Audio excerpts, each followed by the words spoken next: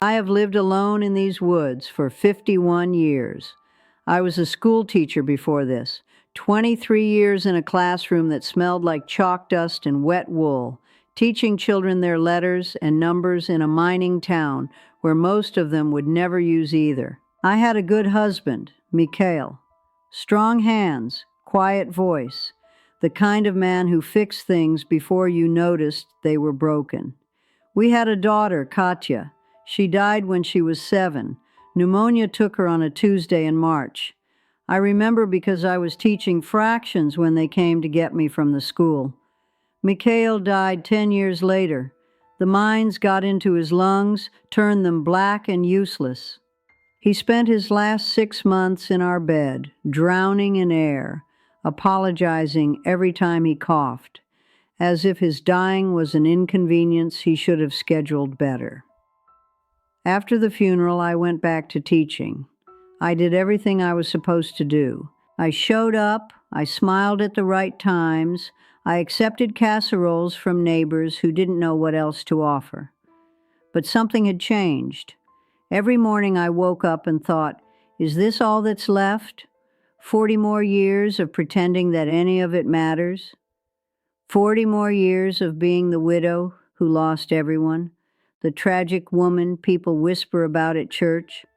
I couldn't do it. I couldn't spend what remained of my life being defined by what I'd lost. So I left. I sold the house, bought tools and supplies, hired a man with a truck to drive me as far as the old logging road would take us. Then I walked the rest of the way, pulling a sled loaded with everything I owned. It was November. The first snow had already fallen. Smart people were preparing to survive the winter in warm houses with thick walls and neighbors close enough to hear you scream. I found this place because I remembered it.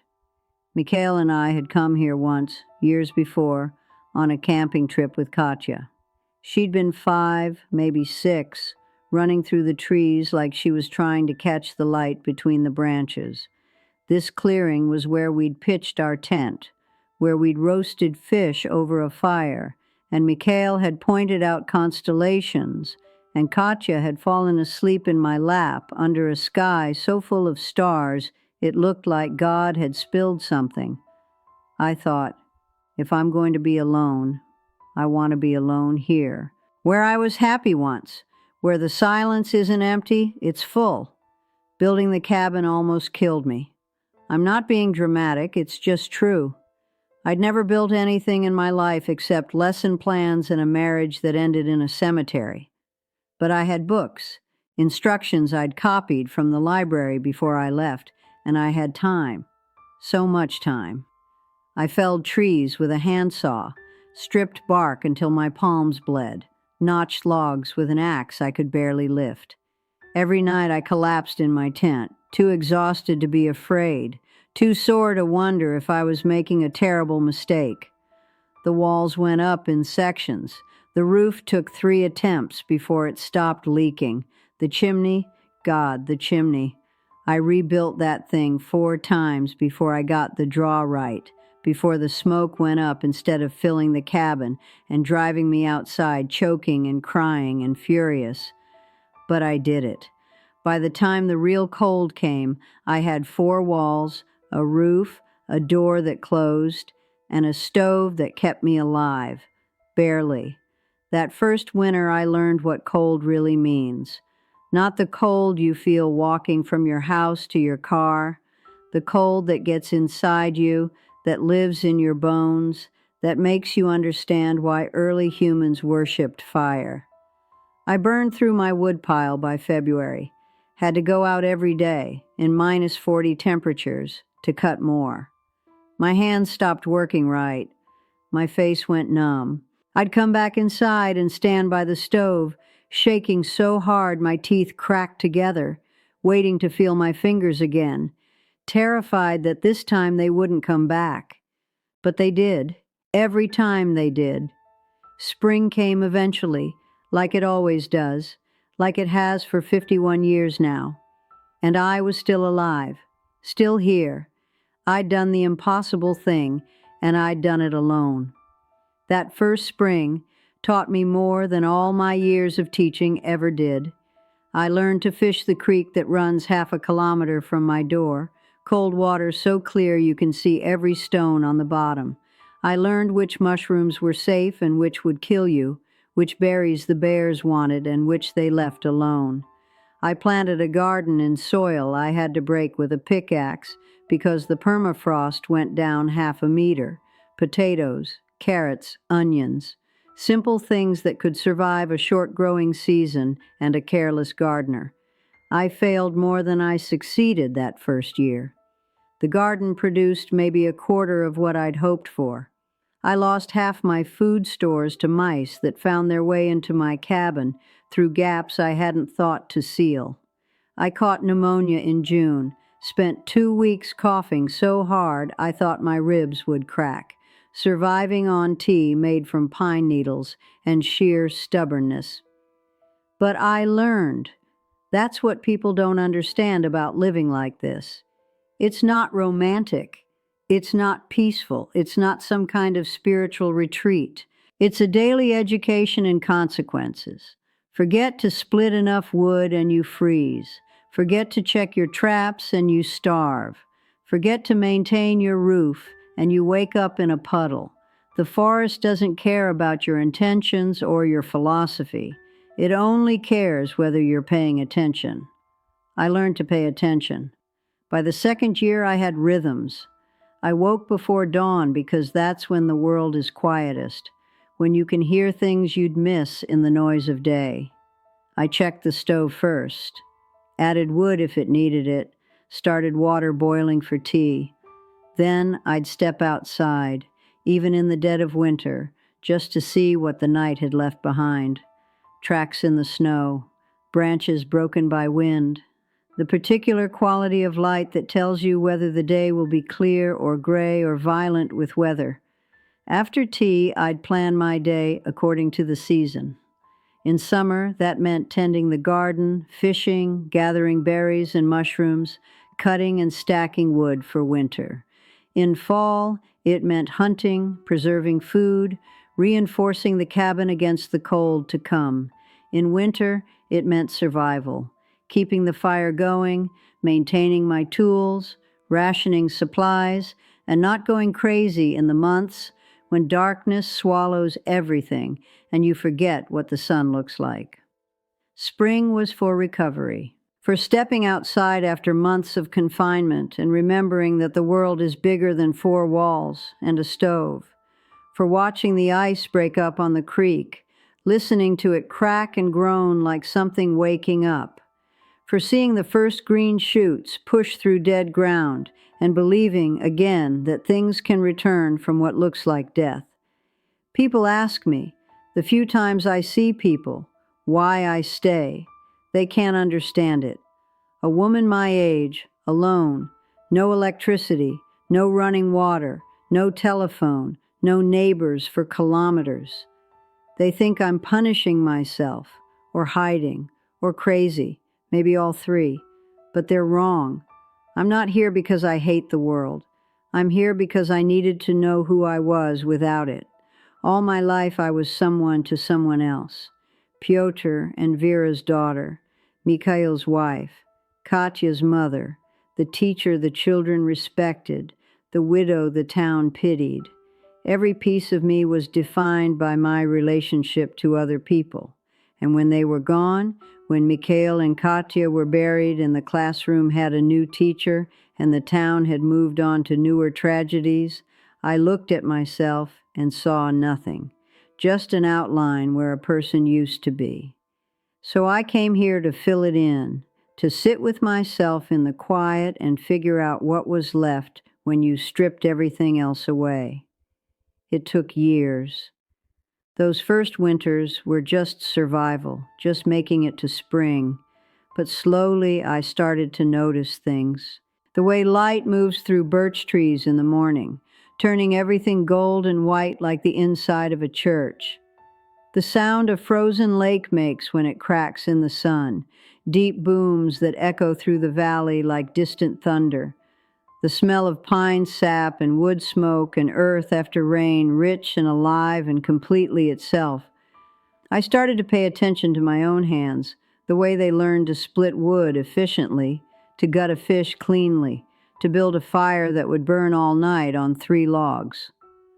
I watched calluses form and scars accumulate, each one a small record of lessons learned. These hands had once held chalk and books and my daughter's fevered face. Now they held axes and knives and the kind of competence that comes from necessity. I learned my own rhythms. I'm awake before dawn because that's when I feel most alive, when the world is still deciding what kind of day it wants to be. I eat simply because complicated food is work, and I'd rather spend my energy on other things. I talk to myself sometimes, full conversations, because my thoughts sound different when I hear them out loud, and sometimes I need that. I've stopped apologizing for any of it. I learned that I like silence, but not emptiness. That I'm good with my hands when I'm patient with myself. That I'm stronger than I thought and more stubborn than I should be. That I can live an entire week without speaking to another human being and feel perfectly content. That loneliness and solitude are not the same thing. Loneliness is wanting something you don't have. Solitude is appreciating what you do. I've had close calls, more than I can count. I fell through ice once, fishing in the creek during my 10th winter here. I'd checked the ice that morning, walked on it carefully, thought I knew what I was doing. But there must have been a weak spot, a place where the current ran faster and kept the ice thin. One moment I was standing there with my line in the water, the next I was under, the cold hitting me like a fist, knocking all the air out of my lungs. I don't remember much about getting out. My body took over, some animal part of me that refused to die. I gripped the edge, breaking ice with my elbows until I found something solid enough to pull against. Then I dragged myself onto the bank and ran home, soaking wet, freezing with every step, knowing I had maybe 15 minutes before my body started shutting down. I made it, stripped off everything, built up the fire, wrapped myself in every blanket I owned, and shook until morning. My lips were blue for 2 days. I lost feeling in 3 of my toes and thought I'd lose them entirely, but they came back mostly. They still go numb faster than they should when it's cold. Another time, wolves. A pack of 6, hungry at the end of a hard winter. They circled my cabin for 3 nights, testing the door, scratching at the walls. I sat inside with my rifle across my lap, listening to them, knowing that if they decided the door was worth breaking through, there wouldn't be much I could do about it. But they moved on eventually, found easier prey, or just got tired of waiting. And then the fever, when I was 93. That one scared me more than the ice or the wolves, because it came from inside, something I couldn't fight with tools or strength or planning. I was sick in a way I'd never been sick before. Everything hurt, my skin, my eyes, my teeth. I couldn't keep water down. For 3 days I drifted in and out, convinced this was it. This was how it ended. Not dramatically, not in some final battle with the elements, just quietly burning up in my bed while the forest continued on without me. But then the fever broke. I woke up weak and hollowed out, but alive, still here.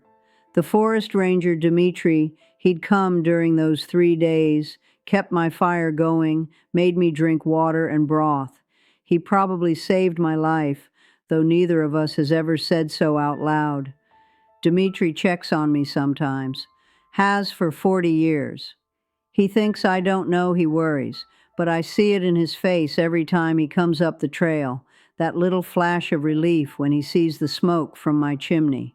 He's a good man, never tries to convince me to leave, never treats me like I'm fragile or confused, just sits on my bench and drinks tea and tells me about the weather and the wolves and the new regulations from the Forestry Service. Last month he asked me if I ever get lonely. I told him the truth. I said, I was lonelier in a town full of people than I've ever been in these woods. Because loneliness isn't about being alone. It's about not recognizing yourself in your own life. Out here, every single thing I do is mine. The wood I split, the water I carry, the garden I plant, the fires I build. When I eat, it's food I caught or grew. When I'm warm, it's because I planned ahead, cut enough wood, maintained the stove. When I wake up in the morning, it's because my body decided it was time, not because an alarm told me to pretend to be useful. I've lived more honestly in this cabin than I ever did in civilization. No one to perform for, no expectations to meet, no role to play. Just me and the forest and the seasons that don't care whether I'm ready for them or not. There are things I miss sometimes. The smell of bread baking in someone else's oven. The sound of children laughing in a schoolyard. The particular comfort of sitting across from someone at dinner and not having to explain yourself because they already know. Music, real music, not just my own voice humming old songs I half remember. But I don't miss the weight of other people's opinions. I don't miss the constant negotiation of existing in a world that wants you to be smaller, quieter, more convenient. I don't miss watching myself through their eyes, wondering if I'm doing it right, if I'm enough, if I matter. Out here, I matter because I choose to, not because someone else has decided I'm worth something. You might think that's sad. A life that ends with no witnesses, no legacy, no children to remember me, or grandchildren to tell stories about their crazy great-grandmother who lived in the woods. And maybe you're right. Maybe I've wasted these years. Maybe I should have stayed in town, found another purpose, volunteered at the church, mentored young teachers, been useful to someone. But I don't think usefulness is the point. I think the point is to live deliberately, to make choices that are yours and yours alone, even if they're hard, even if no one understands them, even if they lead you to a cabin in the Siberian wilderness where you split your own wood and grow your own food and die your own death without an audience. I chose this. Every morning for 51 years, I've chosen this. And I would choose it again. I'm 98 years old. My hands shake sometimes and my knees crack when I stand, and I can't carry as much wood as I used to. I know what's coming. One day soon, maybe this winter, maybe next, I won't wake up. The fire will go out. The snow will pile up against my door, and eventually someone will find me here, in the place I chose, having lived exactly the life I wanted.